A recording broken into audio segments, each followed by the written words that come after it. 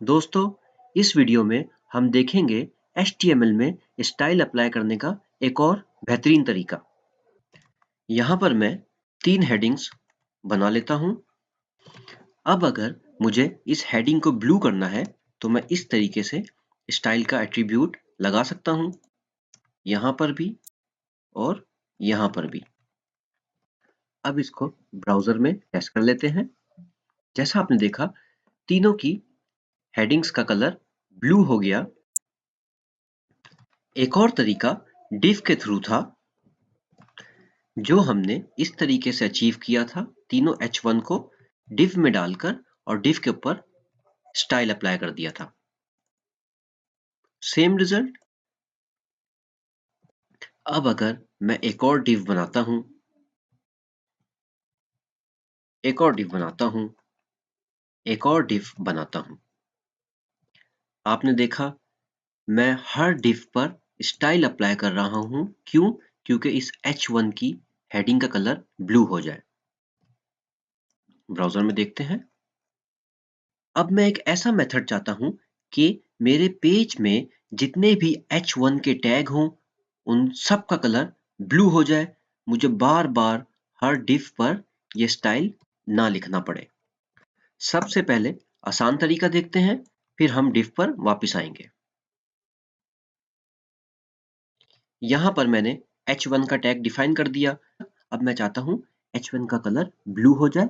मैं अपने हेड के टैग में जाऊंगा, यहाँ पर स्टाइल का टैग डिफाइन करूंगा, ओपन करूंगा, उसको क्लोज करूंगा। अब स्टाइल के टैग के अंदर मैं H1 लिखूंगा, कर्ली ब्रेसेस ओपन करूंगा, कर्ली ब्रेसेस क्लोज करूंगा और यहां पर मैं कलर ब्लू बता दूंगा। अब मेरे पेज में जितने भी H1 के टैग होंगे, उनका कलर ऑटोमेटिकली ब्लू हो जाएगा। ये देखें, मेरे पेज में जितने भी H1 के टैग थे, उनका कलर ब्लू हो गया, क्योंकि अब मैंने स्टाइल हेड के अंदर स्टाइल के टैग में डिफाइन कर दिया और मैंने बोला H1 उसका कलर ब्लू हो जाए। इसी तरीके से वो सारी प्रॉपर्टीज जो मैं स्टाइल के थ्रू यहाँ पर लिख रहा था, अब मैं वो आसानी से यहाँ पर लिख सकता हूँ। जैसा कि फॉन्ट साइज को अब 400 कर देते हैं। आपने देखा फॉन्ट का साइज 400 हो गया। इसी तरीके से एक पैराग्राफ डिफाइन कर लेते हैं पी के टैग के थ्रू, उसको क्लोज भी कर लेते हैं। इसमें मैं लिख देता हूं दिस इज माय पैराग्राफ। अब यहां पर अगर मुझे पैराग्राफ के टैग पर स्टाइल अप्लाई करना है तो सिंपल पी का टैग, जो कि पैराग्राफ का टैग है, curly braces open, curly braces close और मैं यहां पर कलर उसको ग्रीन कर देता हूं। आपने देखा मेरे पैराग्राफ में जो टेक्स्ट है उसका कलर ग्रीन हो गया। बैकग्राउंड के कलर को ब्लू कर देते हैं, तो बैकग्राउंड का कलर मेरे पेज में जितने भी पैराग्राफ होंगे, 1, 2 या 3, उन सब के बैकग्राउंड का कलर ब्लू हो जाएगा और टेक्स्ट का कलर ग्रीन हो जाएगा। ऐसे। आइए अब एक और एग्जांपल देखते हैं। इन दोनों H1 के टैग को मैं div के अंदर डाल देता हूं।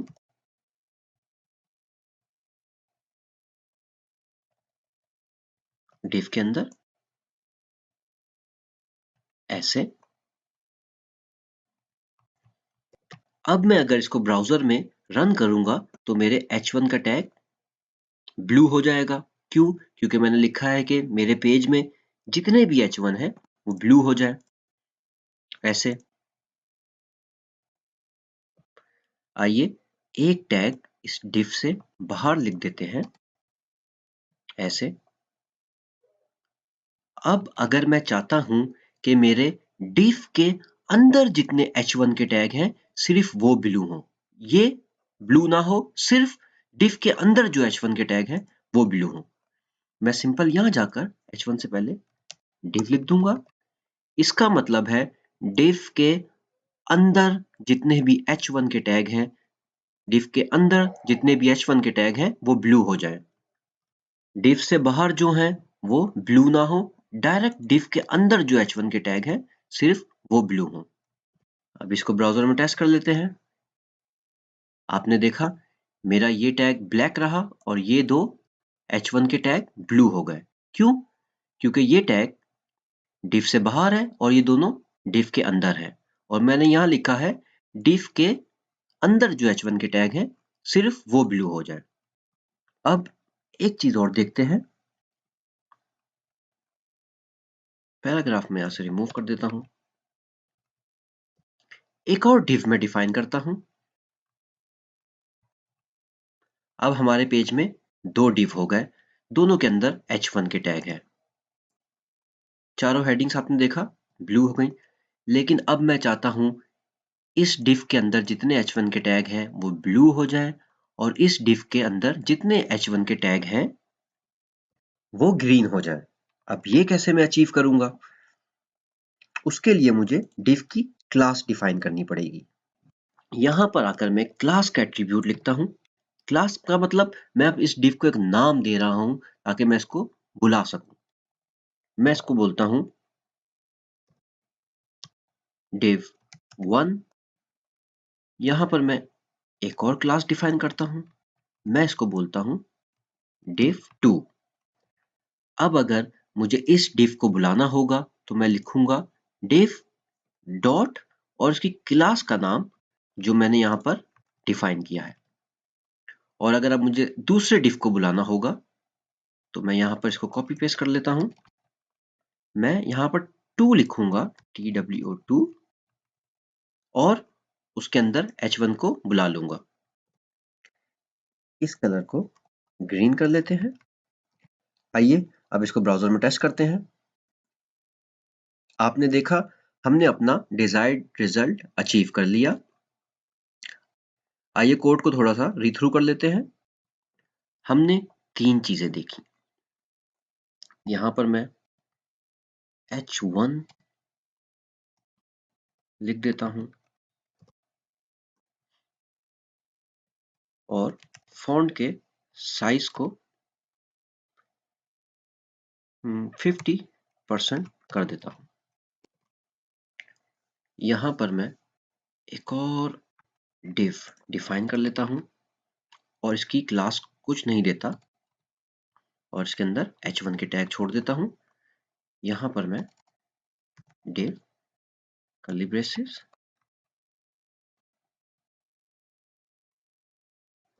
कलर को ग्रे कर देता हूं। अब देखते हैं हमने 3 चीजें क्या सीखी।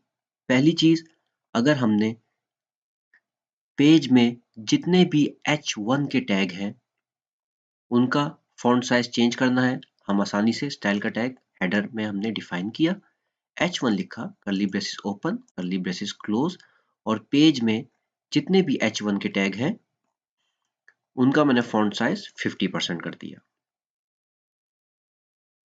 यहां पर मैंने पेज में जितने भी div हैं उनके अंदर उनके फॉन्ट का कलर ग्रे कर दिया, लेकिन यहां पर मैं उसको ओवरराइड भी कर रहा हूं।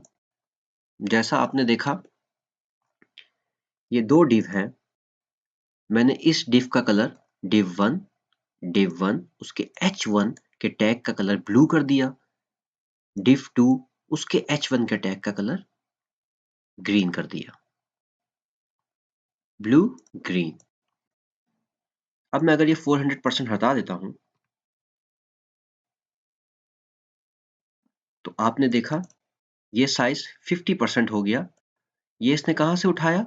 ये साइज इसने यहां से उठाया, क्योंकि पेज में जितने भी h1 के टैग हैं बाय डिफॉल्ट स्टार्ट में वो सब 50% हो जाएंगे, लेकिन जब मेरा कोड चलेगा बाद में ब्राउजर देखेगा कि div2 को इसने 400% किया हुआ है तो वो उसको 400% कर देगा। आपने देखा इस तरीके से मेरे HTML का कोड कितना क्लीन हो गया। मैंने स्टाइल यहां डिफाइन कर दिया और अपना HTML का कोड यहां लिखा। एक और तरीका है, अगर मैं ये स्टाइल की फाइल को अलग कर लूं, वो कहलाता है कास्केडिंग स्टाइल शीट्स CSS। अगर मैं इस स्टाइल की फाइल को एक अलग फाइल में सेव कर दूं और यहाँ पर उसको रेफरेंस कर दूं तो स्टाइल इस पेज पे अप्लाई हो जाएगा। आइए देखते हैं वो कैसे करते हैं। एक न्यू फाइल बना लेते हैं। इसको मैं पहले सेव कर लेता हूं डेस्कटॉप पर। इसका मैं नाम देता हूं स्टाइल माई .css कास्केडिंग स्टाइल शीट। याद रखिए .css से सेव करना लाजमी है। मैंने इसको सेव कर लिया। यहां पर मैं अपना पूरा स्टाइल यहां से कट करके यहां पे पेस्ट कर देता हूं। क्योंकि मैंने इसको .css के नाम से सेव किया है, अब मुझे इसको स्टाइल के टैग में लिखने की जरूरत भी नहीं है। मैंने अपनी एक external cascading style sheet .css की फाइल बना ली। उसके अंदर मैंने अपने सारे स्टाइल्स बता दिए। अब मैं इसको ब्राउजर में टेस्ट कर लेता हूं। आपने देखा अभी मेरे वेब पेज पर कोई स्टाइल नहीं है। क्यों? क्योंकि मुझे यहाँ पर इस स्टाइल शीट का रेफरेंस देना पड़ेगा कि ये स्टाइल शीट इस पेज के लिए है। इसका कोड सिंपल है। यहाँ पर मैंने एक लिंक का टैग लिखा, उसको मैंने बताया ये मेरी एक स्टाइल शीट है, उसका टाइप CSS है, text css.css, href उसका नाम क्या है, उसका पाथ क्या है, stylemy.css, stylemy.css। अब मैं इसको अपने ब्राउजर में टेस्ट करता हूं। आपने देखा किस तरीके से मैंने कास्केडिंग स्टाइल शीट अपने HTML के पेज पर अप्लाई कर दी। यहां पर अगर मैं इसका नाम गलत कर देता हूं, आपने देखा अब कास्केडिंग शीट अप्लाई नहीं हुई।